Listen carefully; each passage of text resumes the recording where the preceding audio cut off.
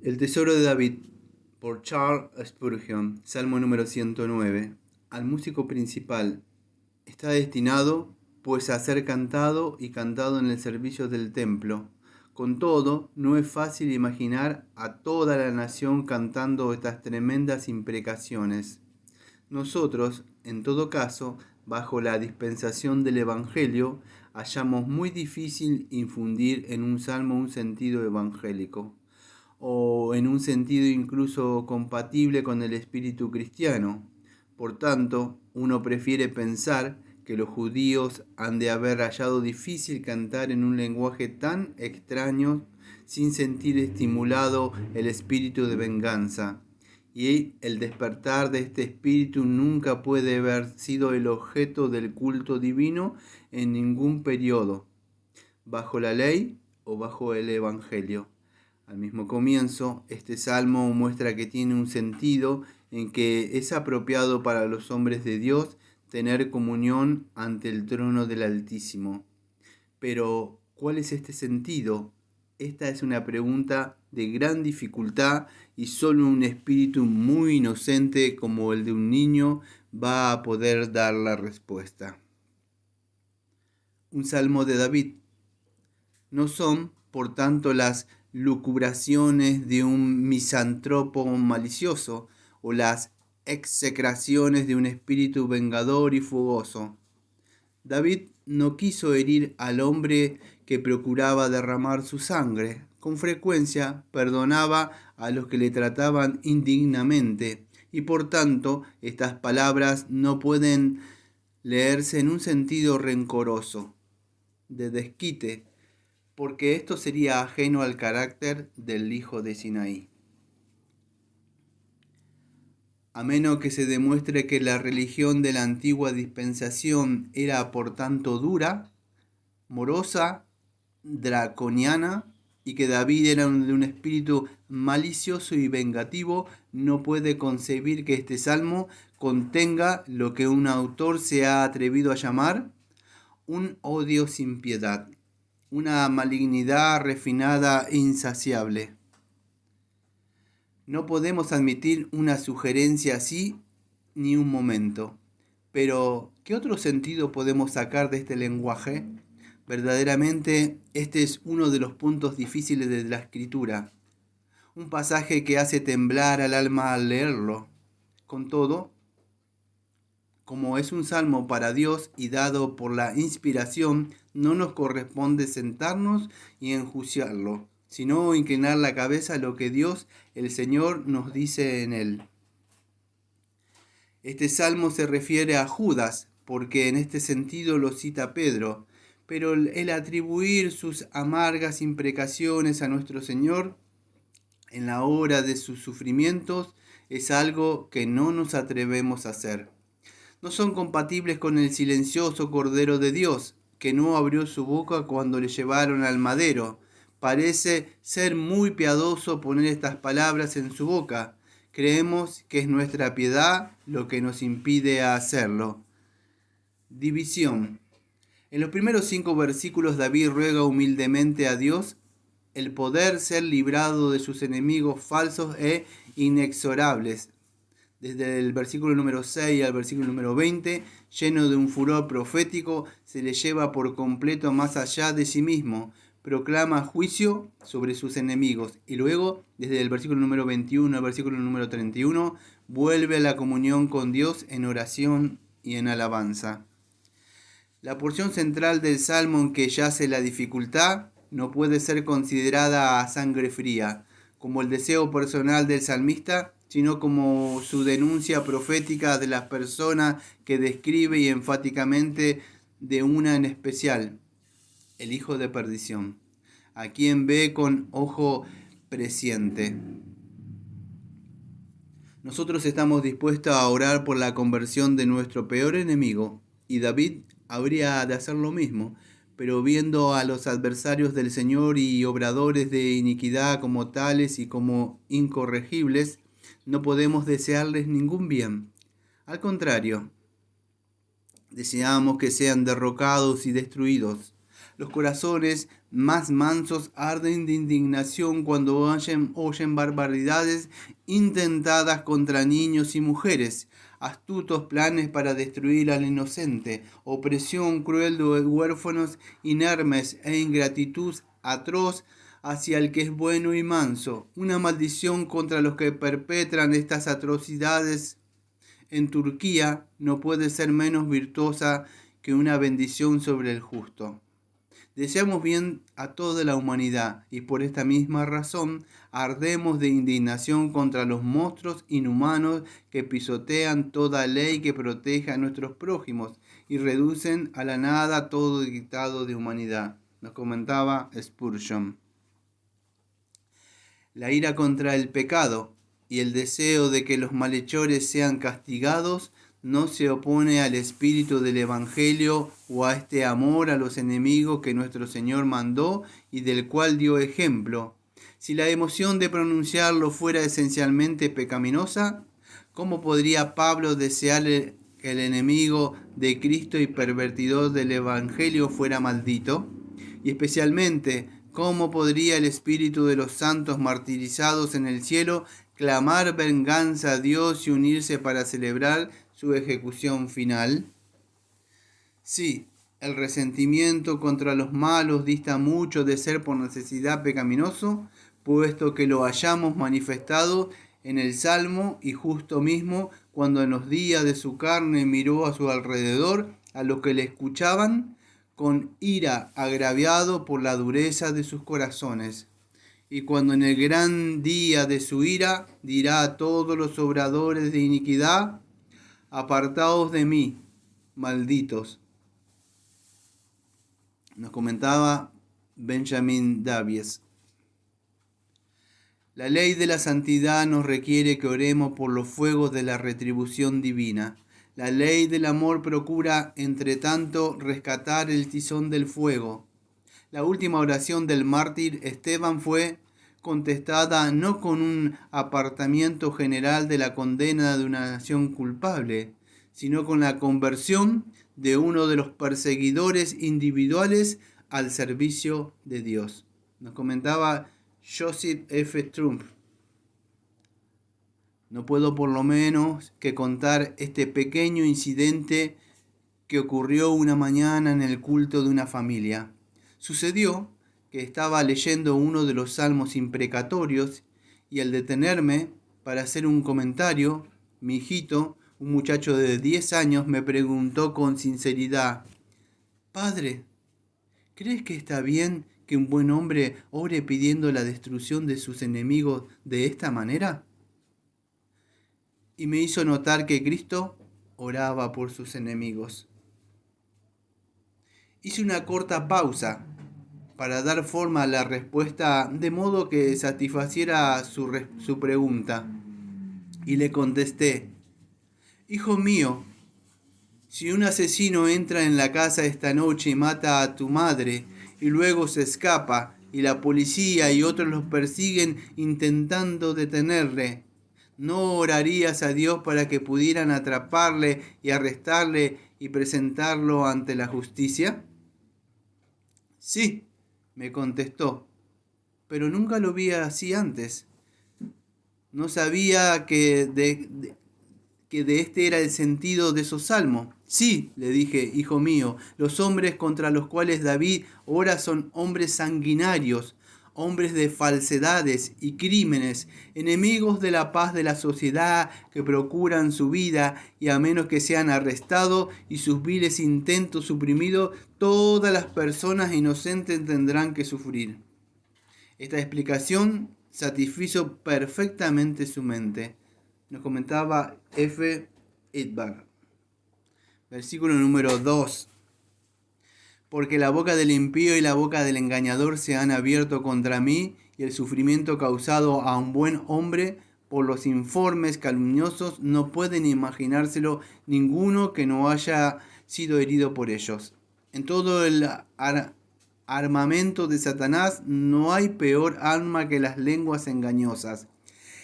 El que la reputación de uno que que la ha cuidado con esmero, diariamente sea salpicada por las aspersiones más viles, no puede describirse. Pero cuando los hombres malvados y mentirosos abren su boca, apenas podemos esperar pasarlo mejor que otros. Nos comentaba Charles Haddon Spurgeon.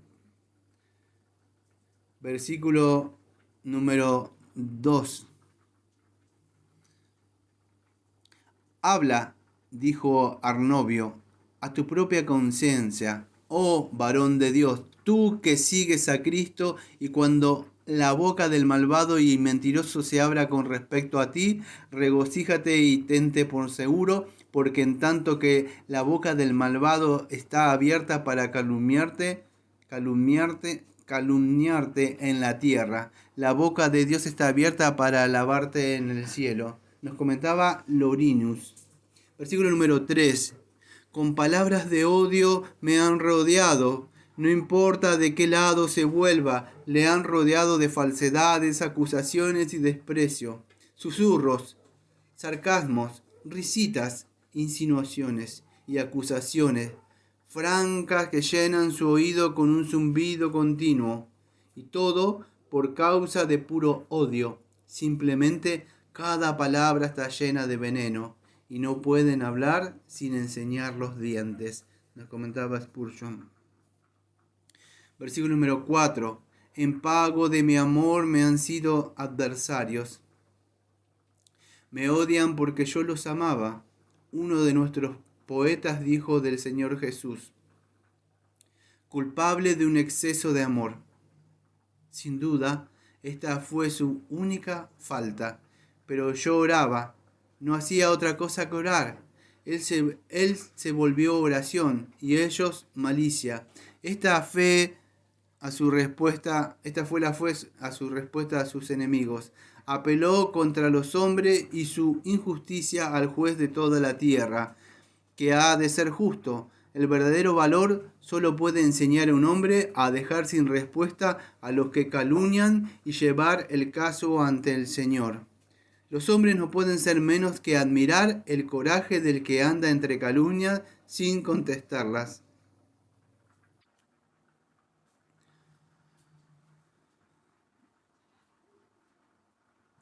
No hay peores enemigos que los que han recibido los mayores beneficios. Una vez cambian su carácter, como el vinagre más picante es hecho del vino más puro, y las carnes más agradables despiertan humores amargos en el estómago. Así, el amor más alto concedido a los amigos, sí, ese es mal dirigido o corrompido, se vuelve en el odio más hostil. Nos comentaba Abraham Grill. Un cristiano es todo oración. Orar al levantarse, al irse a la cama, cuando anda, como el favorito en la corte tiene la llave de las escaleras privadas y puede despertar a su príncipe de noche. Nos comentaba Augusto Toplady. Los santos perseguidos son hombres de oración. Sí, están, podríamos decir, hechos de oración. David oraba ya antes, pero cuando sus enemigos empezaron a perseguirle, se dio por completo a la oración. Nos comentó Thomas Bronx. Versículo número 5. Me devuelven mal por bien y odio por amor.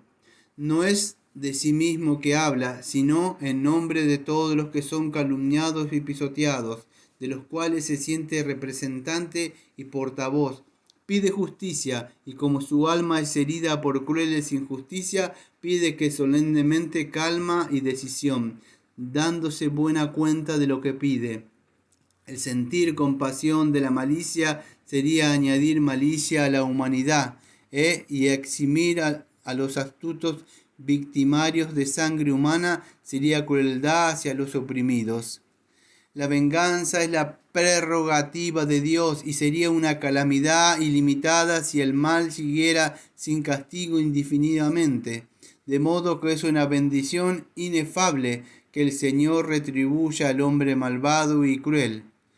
Y hay ocasiones y momentos en que un buen hombre ha de orar por esa bendición. Nos comentaba Spurgeon. Versículo número 6. Pon sobre él a un impío. ¿Qué peor castigo puede tener? El orgulloso no puede resistir al orgulloso, y ni el opresor tolerar a otro que gobierne como él. El justo en su paciencia halla el gobierno de los malvados una amarga servidumbre, pero los que están llenos de pasión, de resentimiento y aspiraciones altivas son esclavos verdaderamente cuando otros de su propia clase empuñan el látigo sobre ellos. Para Herodes, ser gobernado por otro Herodes sería una gran desgracia y, con todo, no podría haber retribución más justa. ¿Qué hombre injusto puede quejarse de verse gobernado por otro como él?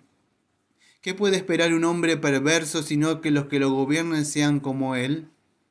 ¿Quién no admira la justicia de Dios cuando ve a los crueles romanos gobernados por Tiberio o por Nerón, o a los revolucionarios franceses por Marat o Robespierre? Nos comentaba Spurgeon.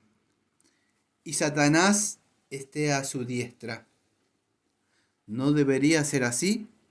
¿No debería el padre de la mentira estar al lado de sus hijos? ¿Qué amigo mejor para el adversario de la justicia que el gran adversario mismo? La maldición es terrible, pero es muy natural que ocurra. Los que sirven a Satanás pueden esperar tener su compañía, su ayuda, sus tentaciones y finalmente su sentencia. Nos comentaba Spurgeon. Los hombres dicen: mi pecado ha de ser denunciado, no yo. ¿Qué libertinaje no resultaría de ello para el pecado? Mi naturaleza corrompida diría: si no soy condenada, sino solo mi pecado. Puedo hacer lo que me plazca, no me fallará a cuentas por ellos. Me gusta pecar y puedo seguir haciéndolo. Esto es lo que los hombres habrían dicho. No habría habido esfuerzo para librarse del pecado. ¿Por qué debería hacerlo si solo se condena al pecado y no al pecador? Pero el pecado del hombre es identificado con él y esto lo hace temblar. La ira de Dios cae sobre él a causa de su pecado. La condenación está esperándole a causa de su pecado. Esto le acusa a librarse de él. Nos comentaba Frederick Whitfield.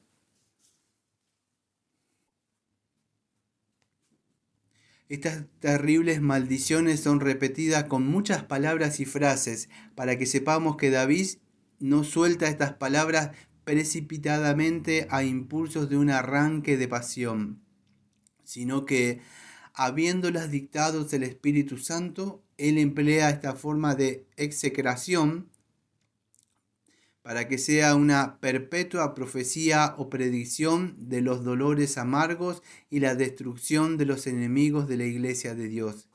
Ni impreca David estos castigos tanto sobre sus propios enemigos y Judá, el que entregó a Cristo, sino que dice que a todos los que luchan en contra del reino de Cristo le esperan castigos similares. Nos comentaba Mollerus. Versículo número 7.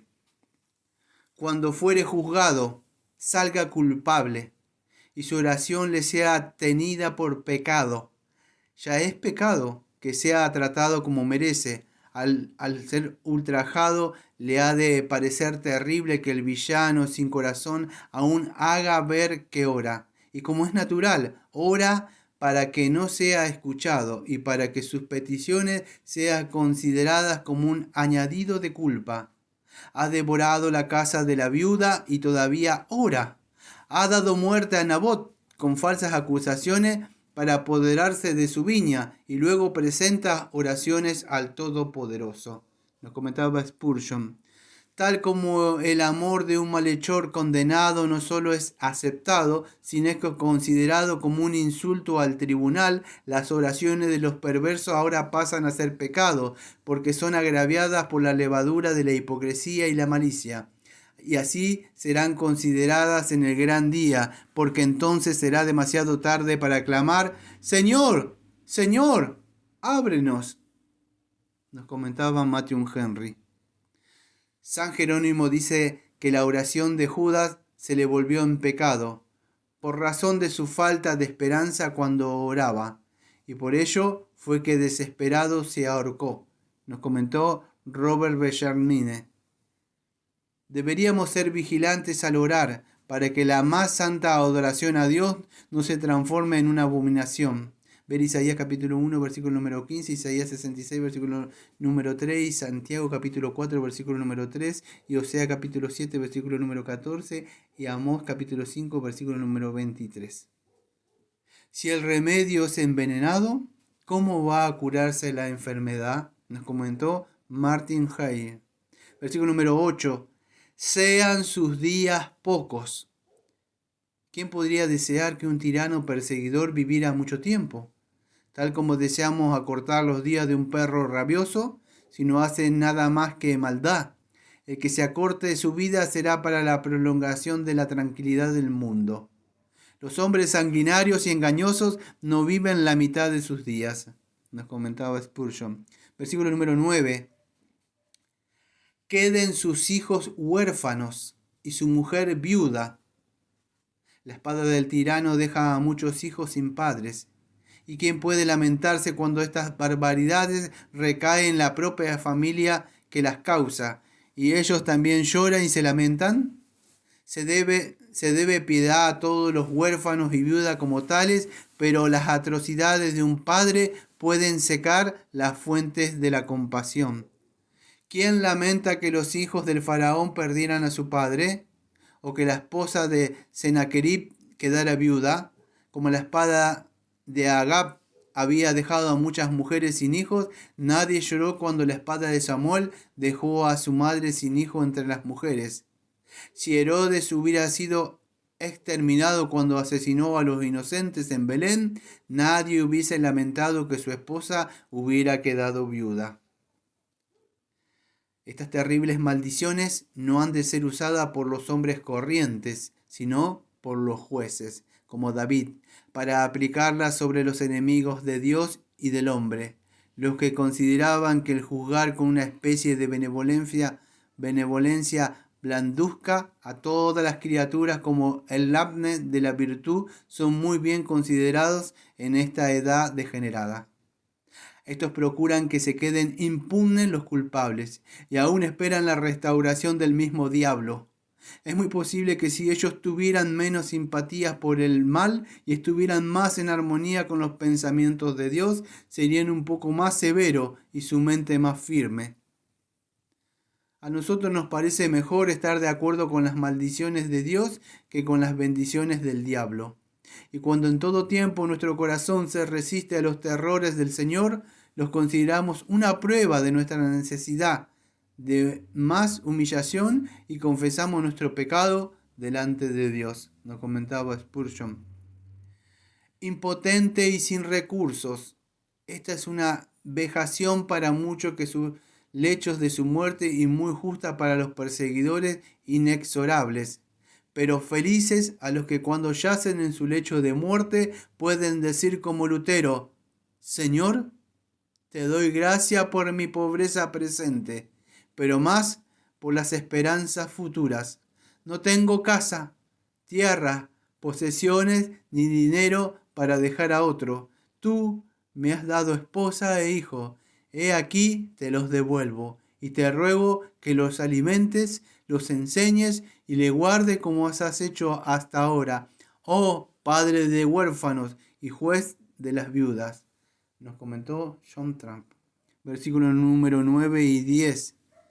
Cuando consideramos a quién alude este salmo, no hay dificultad respecto a estos versículos. No hay lenguaje más terrible que el de los versículos 6 al versículo 19. Abarca toda desgracia que uno pueda imaginar, pero ¿podría haber una condición más desgraciada que la de Judas? ¿Podría palabra alguna ser demasiado severa para expresar la profundidad de su vileza, de aquel que durante 3 años había sido un asistente constante del Salvador de la humanidad, que había presenciado sus milagros y había compartido sus poderes milagrosos y que había disfrutado de todas sus advertencias, recibido de sus reproches de amor y luego le traicionó por 30 piezas de plata? ¿Podemos concebir una condición más vil que la de Judas? Nos comentaba F. Dunwell, versículo número 11. Que los extranjeros saqueen el fruto de su trabajo. La riqueza amontonada por la opresión raramente ha durado hasta la tercera generación. Fue reunida injustamente y es esparcida del mismo modo. ¿Y quién diría que ha de ser de otro modo? Ciertamente los que sufren un fraude no desean detener la retribución del Omnipotente, ni los que han sido robados desean alterar los arreglos divinos por los cuales estos males son retribuidos en esta vida. Nos comentaba Spurgeon. Versículo número 13. Su posteridad sea exterminada, y en la segunda generación sea borrado su nombre. Que desaparezcan tanto de la existencia como del recuerdo, de modo que nadie sepa de esta raza vil que existió nunca. ¿Quién desea que la familia de Domiciano o Julián continúe sobre la tierra? ¿Quién se lamentaría si la raza de Tom Paine o de Voltaire se exterminara?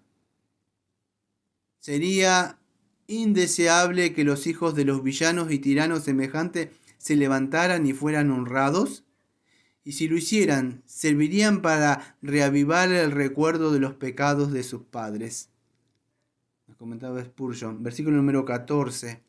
Este versículo es quizás el más terrible de todos, pero aún así, los hijos a veces procuran castigo sobre los pecados de sus padres y son con frecuencia ellos mismos los medios de este castigo. Sin embargo, no podemos intentar explicar la justicia de esta maldición, aunque la creemos un hecho cierto. Dejamos a nuestro Padre Celestial que nos dé más instrucción si se complace en ella sobre esta materia. Nos comentaba Charles Haddon Spurgeon. Versículo número 15. El pasaje es oscuro y tenemos que dejarlo así. El pasaje es oscuro y tenemos que dejarlo así. Tiene que ser correcto, pues de otro modo no estaría donde está. Pero no sabemos cómo explicarlo. ¿Por qué hemos de esperar entenderlo todo? Quizás sea más beneficioso para nosotros ejercitar humildad ante un texto difícil y reverentemente adorar a Dios que intentar comprender todos los misterios. Nos comentaba Spurgeon. Versículo número 15. Estén siempre delante del Señor. Lafayette, el amigo del aliado de Washington, fue confinado en su juventud a un calabozo en Francia. En la puerta de su celda había un pequeño agujero, suficiente para el ojo de un hombre. En este agujero había sido colocado un centinela cuyo deber era observar momento tras momento, hasta que era revelado de su puesto por otro. Todo lo que Lafayette veía era un ojo que parpadeaba, pero el ojo estaba siempre allí. Mirara cuando mirara,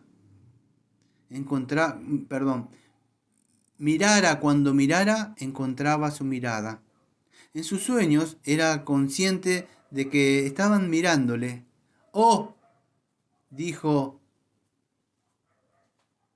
era horrible, no había modo de escapar de ello. Cuando se echaba, cuando se levantaba, cuando comía y leía, este ojo estaba escudriñándole. Tomado de la nueva enciclopedia lo estoy tratando de traducir. Tomado de la nueva enciclopedia ilustrativa. Versículo número 15, 19 y 29. La más estricta justicia y nada más que respira en cada petición. ¿No puedes decir amén a cada una de estas peticiones? ¿Y no estás contento cuando el malvado cae en el hoyo que ha sido cavado para la destrucción de otro y cuando su maldad recae sobre su propia cabeza? Pero dices, estas peticiones son indudablemente justas, pero ¿por qué pide el salmista justicia y no misericordia? La respuesta es que su capacidad pública estaba obligado a pensar primero en términos de justicia. Ningún gobierno puede basarse en el perdón. La justicia siempre debe estar delante de la misericordia.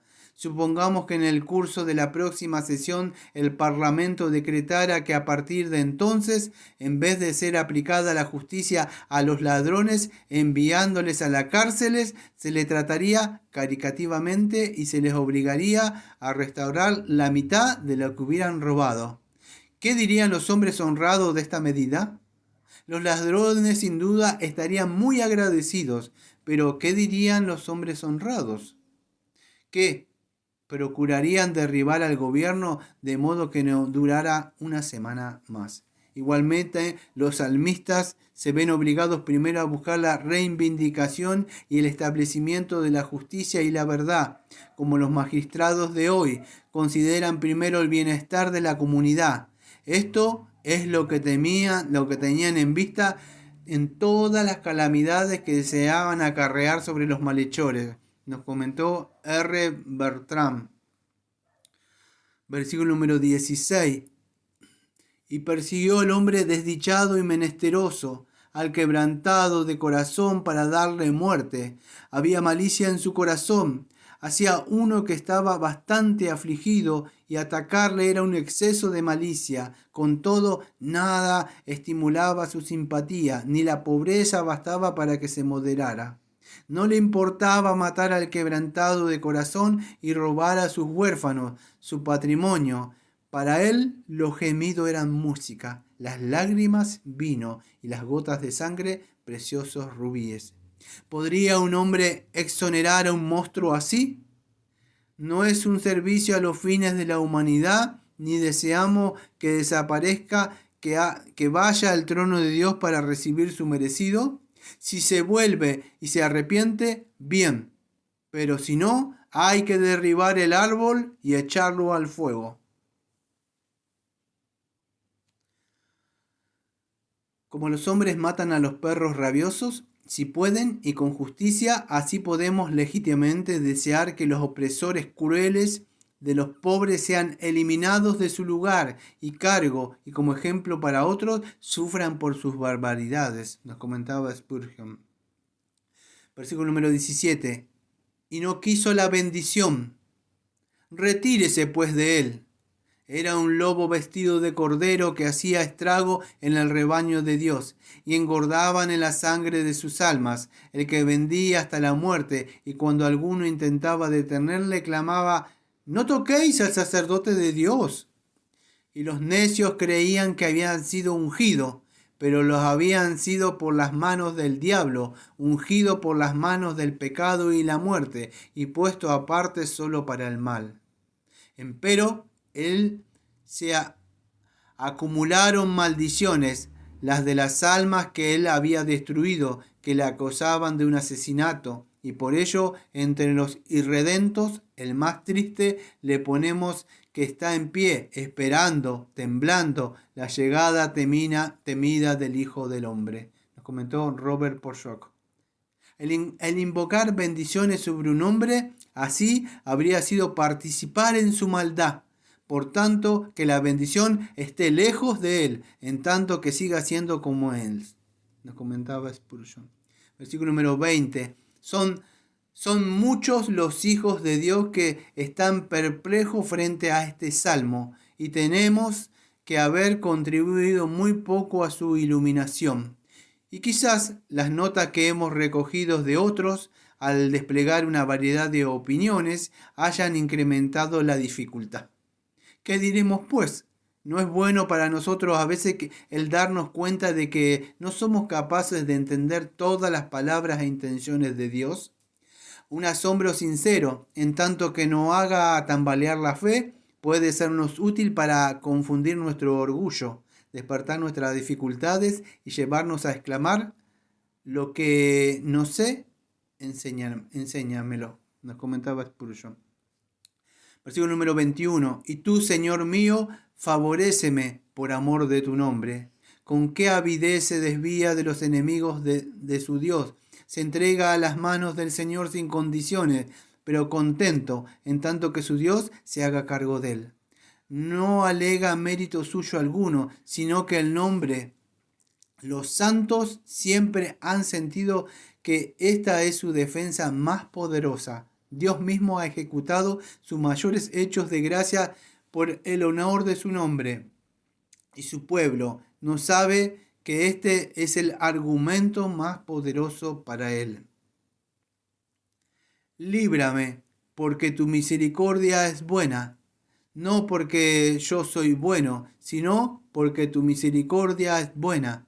Ve cómo los santos buscan y piden su defensa en oración al mismo Señor.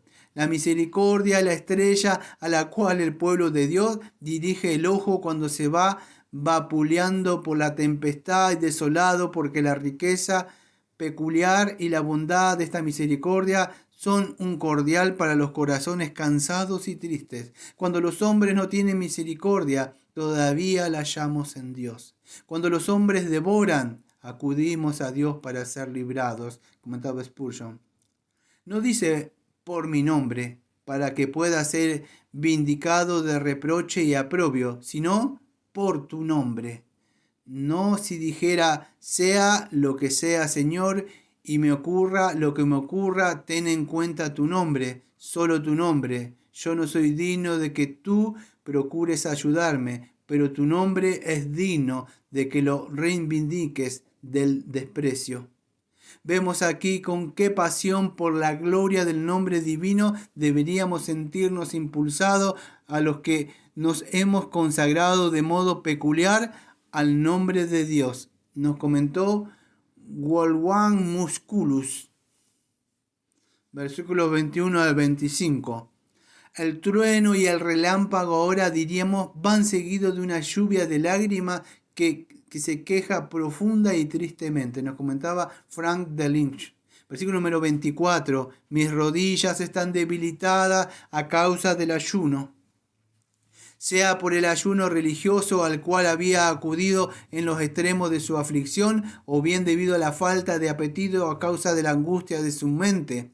¿Quién puede comer cuando cada bocado es agraviado por la envidia? Esta es la ventaja del calumniador, que no experimenta nada en él mismo, en tanto que su víctima apenas puede comer bocado a causa de sufrimiento. Sin embargo, el buen Dios lo sabe y socorrerá a su afligido. Nos comentaba Spurgeon. Versículo número 27.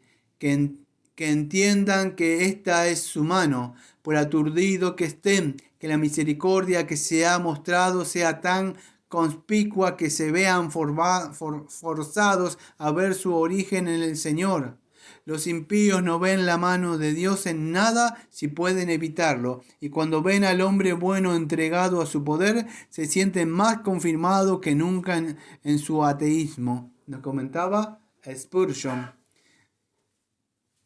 Versículo número 28. Las maldiciones del hombre son impotentes, las bendiciones de Dios son omnipotentes. Maldigan ellos. Nos comentaba Matthew Henry. Versículo número